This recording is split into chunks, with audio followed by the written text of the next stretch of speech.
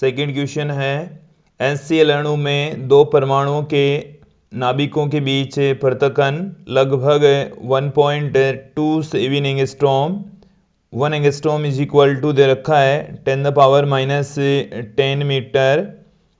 इस अणु के द्रव्यमान के अंदर की लगभग अवस्थिति ज्ञात कीजिए।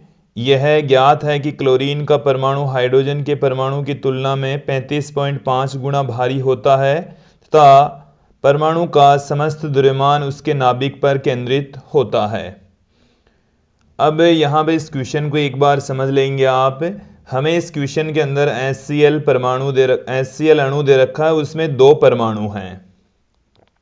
ये जैसे हम कंसीडर कर लेते हैं हमारे पास में HCl अणु में ये H परमाणु है और ये इन दोनों को मिलाने वाली रेखा है, ये Cl उसका दूसरा परमाणु है।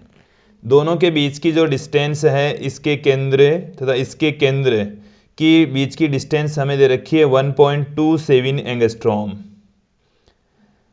इस अणु के द्रव्यमान केंद्र की स्थिति ज्ञात करनी है। हमें द्रव्यमान केंद्र की स्थिति ज्ञात करनी है। यह ज्ञात है कि क्लोरीन का परमाणु हाइड्रोजन के परमाणु की तुलना में 35.5 गुना भारी है। यदि हम इसका द्रव्यमान m1 कंसीडर कर लें, इसका द्रव्यमान m2 कंसीडर कर लें, तो हमें ये बता रखा है कि जो क्लोरीन का परमाणु है वो हाइड्रोजन के परमाणु की तुलना में 35.5 गुना भारी है। यदि इसका द्रव्यमान हम 1 इकाई कंसीडर कर लें तो क्लोरीन के परमाणु का द्रव्यमान इससे 35.5 गुना होगा। तो m1 और m2 की वैल्यू हम इस तरीके से पुट कर सकते हैं। इसके साथ में हमें यह बता रखा है किसी परमाणु का समस्त द्रव्यमान उसके नाभिक पर केंद्रित होता है। तो हमने ये जो परमाणु दिखाएं उसमें जो द्रव्यमान है वो इसके केंद्र पर ही केंद्रित माने हैं, नाभिक पर ही केंद्रित माने हैं। अब यहाँ से हम द्रव्यमान केंद्र की स्थिति मान लेते हैं और ये कंसीडर कर लेते हैं कि ये जो HCl परमाणु है इसमें H और Cl को मिलाने वाली जो रेखा है वो अक्ष एक्सिस पर स्थित है, ये y एक्सिस है, ये है इसका मूल बिंदु।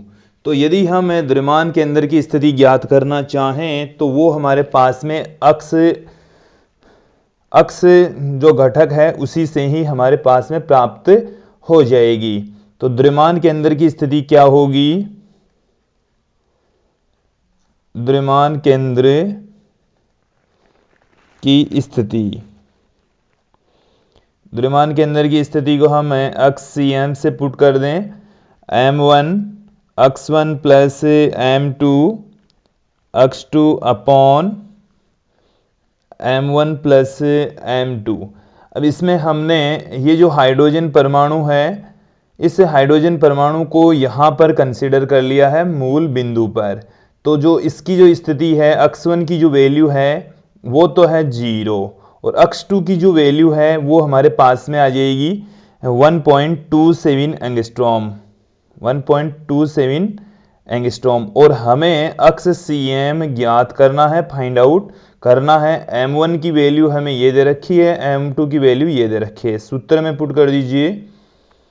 तो अक्ष Cm m1 की वैल्यू 1, अक्ष 1 की वैल्यू यहाँ से 0 प्लस m2 की वैल्यू है 35.5, अक्ष 2 की जो वैल्यू है वो है 1.27 एंगस्ट्रॉम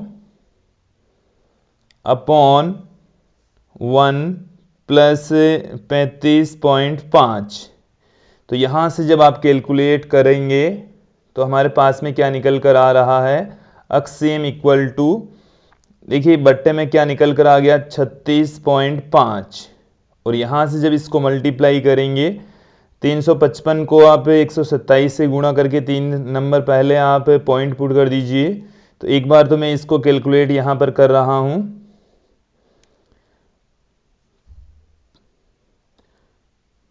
तो जब आप 5 से इसको 127 को गुणा करेंगे तो 127 को जब 5 से मल्टीप्लाई करेंगे तो 635 में 5 आ गया, 635 63 हासिल का हो गया।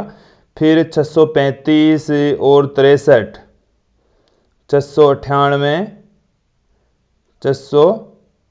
98, फिर से 63 698 तो 69 हासिल का हो गया। फिर 3 को आप 127 से गुणा करेंगे तो 381 आ गया। 381 और 69, 381 और 69 आ गया है आपके पास में 440, 450 आ गया है।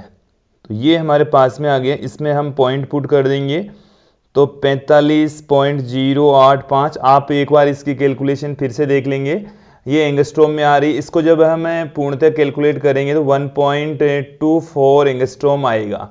करने का तरीका यही है, इसकी कैलकुलेशन एक बार फिर से आप देख लेंगे, हमारे पास में इसका फाइनल आंसर आ जाएगा। ये एक तरीके से 5/4 के रूप में आ रहा है, तो 5 में आप 4 का भाग लगेंगे तो 1.25 आएगा। तो ये वैल्यू लगभग सही है। कैलकुलेशन जो हमने की है, मल्टीप्लाई किया है, वो भी सही है। मैंने 127 और इसको गुणा किया है तो ये हमने लिखा है। आप इसको कैलकुलेट करके और देख लेना, ये इसका फाइनल आंसर है। तो ये जो इसका द्रव्यमान केंद्र है, इसके मूल बिंदु से या हाइड्रोजन परमाणु से 1.24 एंगस्ट्रॉम की दूरी पर क्लोरीन परमाणु के पास में यहां पर मौजूद होगा। यह है इसका सेंटर ऑफ मास, द्रव्यमान केंद्र। तो ये था दूसरा क्वेश्चन।